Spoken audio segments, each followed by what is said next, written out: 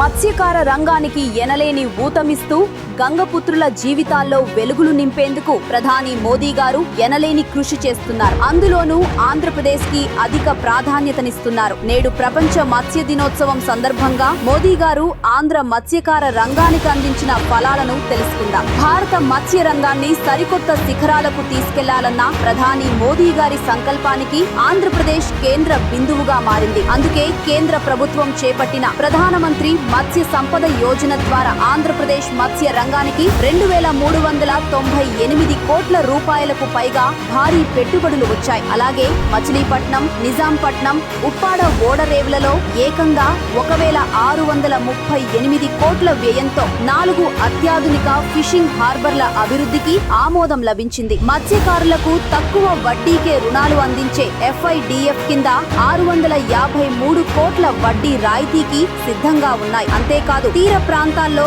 350 మంది సాగర మిత్రులు నియామకమయ్యారు. బ్లూ రివల్యూషన్ పథకం కింద వివిధ మత్స్య అభివృద్ధి కార్యక్రమాలతో ఆంధ్రప్రదేశ్ లో 35,907 మంది మత్స్యకారులకు లబ్ధి చేకూరింది. మోదీ ప్రభుత్వం కృషితో గతంలో 34,49,000 టన్నులు ఉన్న చేపల ఉత్పత్తి 2020 నాటికి 41,75,000 టన్నులకు పెరిగింది. కేంద్ర ప్రభుత్వం అందించిన ఈ పటిష్టమైన మద్దతు ఫలితంగా రాష్ట్రంలో మత్స్య ఉత్పత్తి ఒకే ఏడాదిలో 11% వృద్ధి సాధించింది. ఆక్వాకల్చర్ మరియు సీఫుడ్ ఎగుమతులలో ఆంధ్రప్రదేశ్ ను దేశానికే కేంద్రంగా ప్రధాని మోదీ నిలబెట్టారు. బ్లూ రెవల్యూషన్ లో ఆంధ్ర దూసుకెళ్లేలా సహకారం అందిస్తున్నారు.